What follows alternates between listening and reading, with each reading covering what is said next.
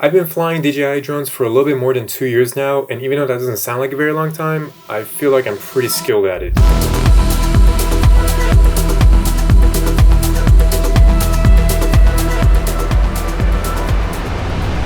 Did the drone really just crash that hard? No, dog. Damn, dude. Here's the camera.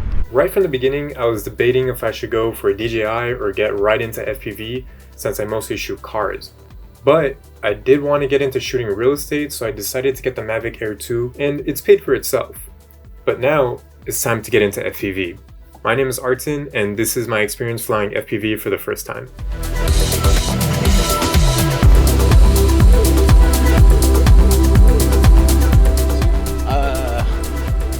A propeller is missing. First of all, I want to talk about what gear I got and why, then I'll show you my first flights, where I am now, and I'll give you some useful information if you want to get into FPV, and some info I wish I knew when getting started. Let's get into it. Right away, I knew I wanted to fly digital because I've seen the videos of people flying analog, and honestly, I have no idea how they can see anything, especially when you're flying super fast. It just looks like an old VCR, and I didn't want to deal with that. So after doing a lot of research, I decided to buy what seems like YouTube's favorite beginner drone, and that is the iFlight Nazgul. This one is the iFlight Nazgul Evoke F5 V2 6S HD. The reason I picked up this one is because the reviews were great. Everybody seems to love this drone. It's digital and it's a bind and fly, which means it's already built and it's already tuned. You don't have to put anything together. You don't have to tune anything. You just bind it to your remote and your goggles and you're good to go. Another reason I picked this up is the speed. Like I mentioned, I want to chase cars and get those really cool shots of cars going really fast. And this drone, according to the iFly website, can do 118 miles an hour. Now, I'm not necessarily going to be flying 118, but I want to make sure I can do at least 60 very comfortably without worrying about topping out. For the radio, I picked up the iFlight Commando 8. There's a couple reasons why I picked up this one. First of all, it's a gamepad style, and that's exactly what I wanted.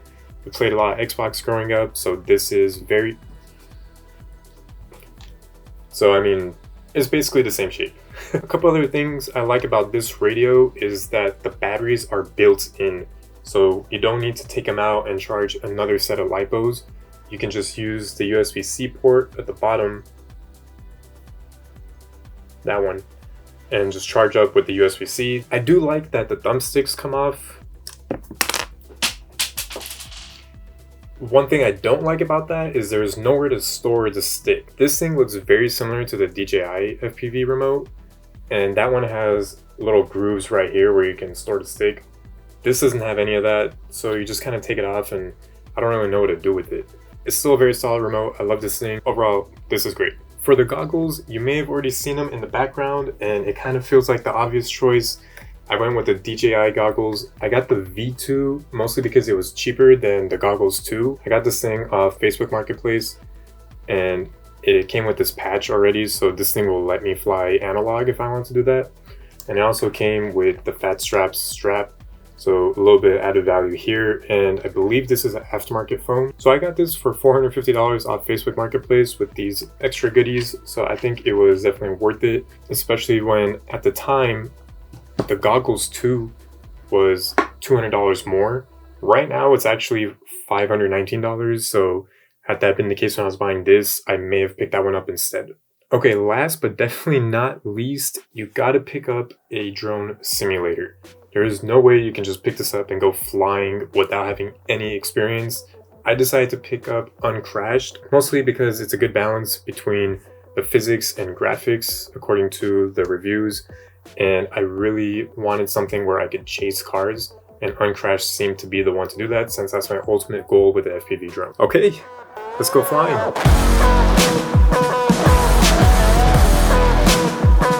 Here we are, the Trona Pinnacles, a landscape carved through time. I wouldn't blame you if you thought this was a different planet. The landscape is amazing, but most importantly, we got an awesome car and a ton of open air for my first flight. But there was one problem. Seems like there is always some kind of problem. It was super windy and I did not want my first flight to be in those risky conditions because I have no idea how the drone would react and I do not have the skill to counter the wind. Even the Mavic Pro 2 was struggling just to keep itself level, so I decided it wasn't worth it. 200 miles, 3 hours, and about a week later, I met up with a couple friends to have my first actual FPV flight. Maybe a few too many friends.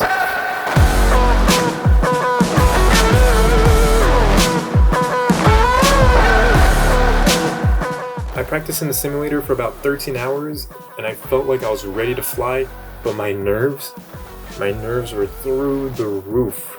It seems like it's getting a little bit more real by the minute, right? Dude, yeah, we're about to put the props on right now. Hopefully everything is set up right. Well, we're gonna find out. Heart's racing. I don't know what it was, maybe it was because I had a little audience, but my hands were shaking and my heart was pounding. Whatever, this is what I practiced for, and it was time to send it. Damn, dude. I'm actually really nervous. Nah. Just do it, man. You've been practicing. You can definitely send this, bro. You got this. Yes. Oh,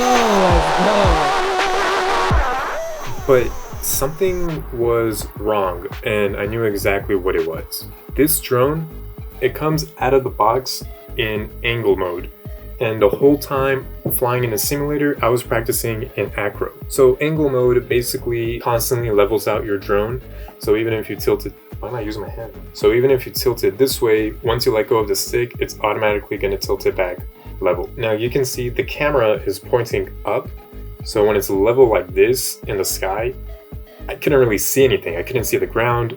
I just saw a little bit like further up to the sky, and I had no idea where I was going. I don't know where we are. I did bring my laptop with Betaflight installed, so all I had to do was land, change the flight mode, and we'd be good to go, right? Easy. Good. If you want, you can drop it right now. Yeah, you're like 20 feet in front of us. Yeah, perfect. There it is. You drop. Okay.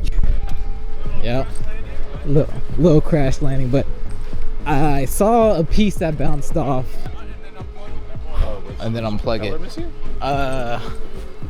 A propeller is missing. I lost the propeller, which is no problem because I bought so many extras just in case. But I also lost the nut that holds the propeller. To my surprise and disappointment, iFlight did not include any extra nuts in the box. It did come with a few extra props, but I needed a nut. We didn't have enough sunlight left to go to the hardware store, get the nut, and come back and then fly again. So on that note, we had to wrap up. When I went home and inspected the drone, I realized what happened. So these nuts actually have a little bit of nylon at the very top of the nut. So when you're screwing it to tighten it, it's going, and then suddenly it gets really tight. And that's because it just got to the nylon. I have a bad experience with over tightening things and snapping them. So once it got tight, I just left it alone. But the problem was the nut hadn't gone all the way down to the propeller. So the propeller had some play like this. And I think because of that, the nut probably came flying off, and so did the propeller.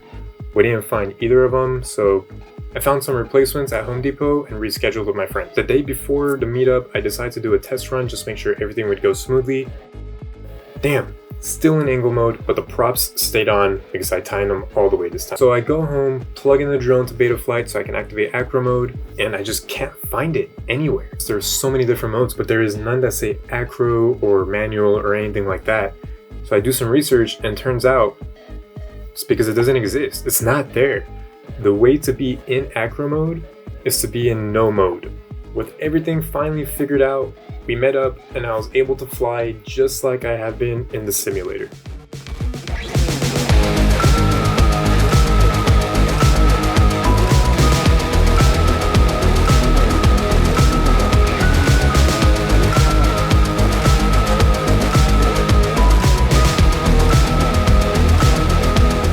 We flew around for about 2 batteries. I had another battery, but I did not want to risk anything happening, and I felt good already, so we just wrapped it up at 2. I'm bringing down right now. You good? Yep. Yeah, you seem a little less nervous this time too. I'm flying now. How's it looking? How low am I? You're like 5 feet. Come lower. Okay, you good. Yeah, right there. Yep, perfect. Damn. Dude, you were only like... I hope I was recording that on here. Yo. Dude. Dude, my hands right now are like, I don't know if you can see, Yeah, they're shaking. But they're shaking and they feel tingly. Okay, so that was my first flight, and before I tell you some of the tips and info I wish I knew when getting started, let me show you how I fly now after about 40 batteries. So let's go meet up with Ty and check it out. Alright, let's get it. Dude, I feel like I'm gonna chop my hands. So you're not able to put any ND filters on your... Yeah, actually I can. And they snap on. It's kind of like the ones for the DJI drones. Right now I have a UV filter on there just to protect the lens. Alright, let's get into it. Oh my gosh, bro, what is this?